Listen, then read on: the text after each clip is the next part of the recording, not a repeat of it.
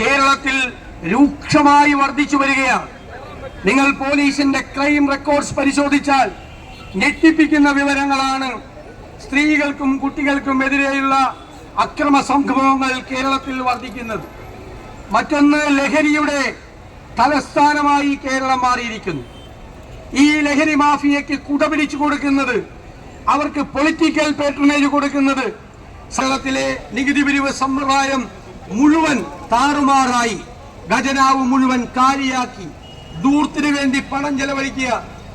ഈ 10ാം വർഷമായപ്പോഴാണ് ഗവൺമെന്റിന് കുറെ കാര്യങ്ങൾ ചെയ്യണം എന്ന് തോന്നലുണ്ടായിരുന്നു.